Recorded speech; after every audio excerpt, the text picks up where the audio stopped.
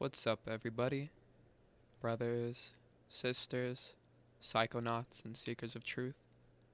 It is Ananka, and welcome to my bazaar. Today, I have a ketamine trip report for you. The title of this trip report is My Future and the K-Hole. It was submitted to Irowid in 2016 by the user Dark Hero Akudere. He was 30 at the time of this experience and has done LSD, DXM, peyote, MDMA, meth, and ketamine. With all that being said, let our story begin. I am 30 years old, white, moderate smoker, love my clothes, who is a student in college, getting my life back on track. Throughout my life, I've done LSD, weed, DXM, peyote, MDMA, spent a horrific 6 months addicted to crystal meth, and my favorite, ketamine. I first used ketamine back in 2008. A friend of mine, who we will call Q, wanted to take what he called a trip on ketamine, and wanted somebody else to join him. We had a sober sitter, EMT friend, we'll call him R, all set up. So I figured, hey, I'll do it. Why not try something new? Little did I know at the time. I met Q at his house, and R came by shortly after. My friend prepared what he thought was a good starter dose, 125 milligrams for me, and an equal dose for him.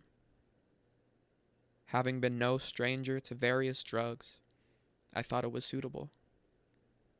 Needless to say, it was about to take me into myself in a way I'd never managed before. But that's an experience better written about later. This is about my trip into the innermost reaches of myself. My trip into the deepest K-hole I had ever gone into. Since the first time, I've learned the doses and how much to take. I generally take 40 to 75 milligrams on average, every 2 to 3 days, to enjoy the sensations. I'm always careful to not take heavy doses when I have work early the next day. Also, Irowid recommends know your body, know your mind, know your substance, and know your source. This is all too true. Knowing your body and how it reacts is important. Knowing one's mind is harder at times, but still doable. But you have to know what thoughts are outside of your normal ones, which can be an indication of something wrong. Knowing the substance is somewhat easier, as the internet makes it possible to perform research on a scale that was unheard of 20 years ago. Also, some people may look at the doses I provide and go, those are high or not high enough. I am 200 pounds, and I've taken enough doses of various items. I know how they affect my body. My roommate serves as my sober sitter. We usually take turns. One time he'll trip on something as I watch him, usually LSD, his drug of choice. And the next I'll trip on something as he watches me. As mentioned above, usually ketamine. Now, in my experiments with ketamine, I've taken a multitude of doses, but I had never taken a huge, massive dose. But my heavier doses have usually been enough to take me to the K-hole. But this time, I wanted to plunge into the K-hole. To experience what I knew I would find there deeper than I had ever had before. My roommate and I have a room. We call it the trip room. It's colored in cheerful, non-threatening colors, soft lighting throughout the entire room to prevent shadows appearing that might cause a freak out during a trip. very soft couches and beanbags, and has an awesome music system. Now, normally, I listen to soothing music, usually light classical as I trip. But this time, I put on a self-made trance music CD, with the tracks looped into a 45-minute long track. Setting that into the player, and prepared in every other way, I took my dose of 650 milligrams. The highest I had ever taken previously was 400. Mixed into that, along with the obligatory water to dissolve the powder, was Florida's natural orange juice, non-pulp. I took my dose, and my friend recorded it. I'm providing my recollections with the tape he shot. We tape our trips, one at a time, to review in case of a bad trip, and try to figure out what might have caused it. 7 p.m. 650 milligrams of ketamine taken orally. About 6 to 10 minutes later, I started to feel light. I felt my hands start to become unresponsive, along with my feet, as they always did. I found myself slowly detaching from reality. I closed my eyes to focus on the aspects of the trip. I knew the feeling of paranoia and guilt would hit for a few moments, and then it would pass, so I blocked it out, willing myself to go deeper. I found that by closing my eyes and focusing on what was coming, I would be ready and willing for it. And it seemed to help it come on stronger. As I felt myself spiraling deeper and deeper, my heart started pounding, as it normally did when I dosed. Going, oh shit, did I make a mistake? Did I take too much this time? Will I get back? These thoughts I've had every time I do ketamine, and I've learned to ignore them. Granted, one of these times, it might be the end of me, but being meticulous about my doses, the source, myself, and environment I take them in, the risk is slim. The feelings of panic, paranoia, and guilt slipped away, and I felt my mind disconnect from my body completely. As I fell, I tried to move my arms and legs, but my body would not respond, and I felt myself falling deeper and deeper. I passed through a ring of darkness and emerged in a room of pure white. No walls, no floors, no substance. It just existed.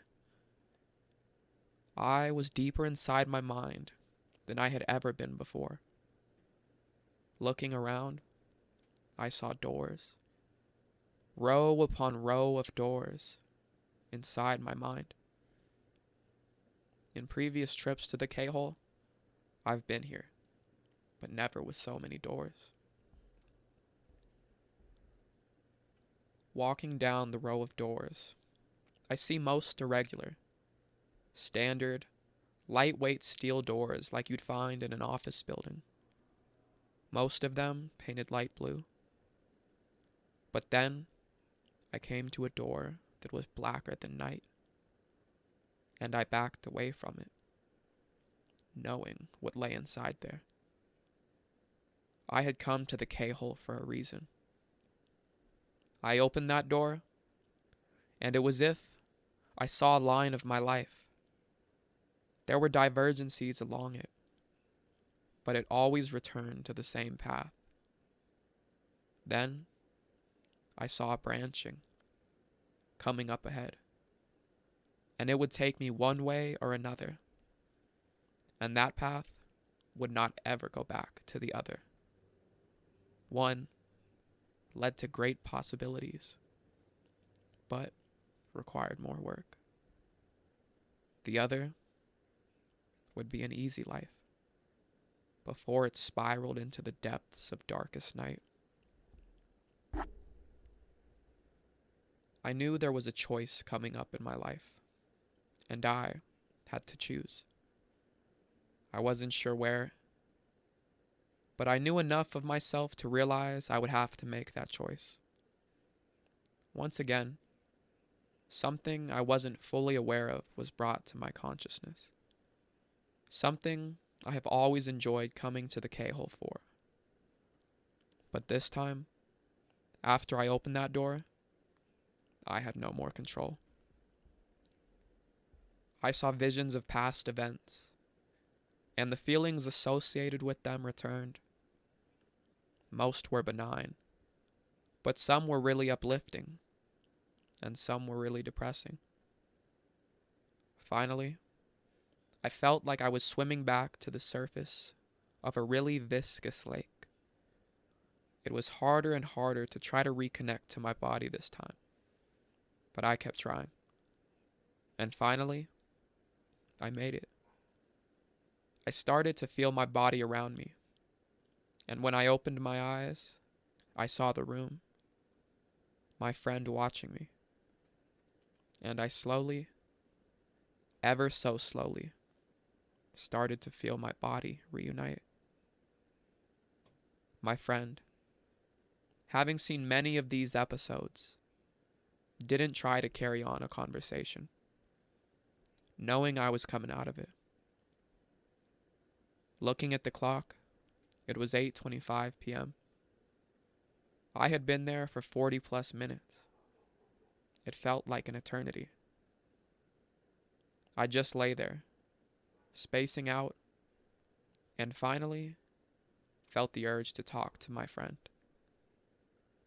Looking over at him, I asked, "How long, man?"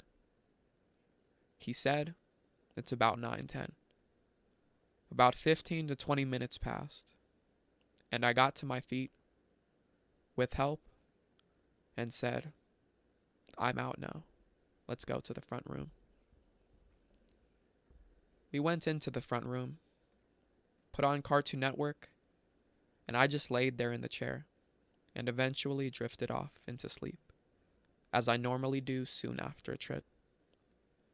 The next thing I know, my cell phone alarm was going off. I looked at the clock and it was 10 a.m. Being off that day, I leisurely got out of the chair, took my shower, and sat down for my breakfast/lunch, feeling just fine. I felt refreshed and confident about my future.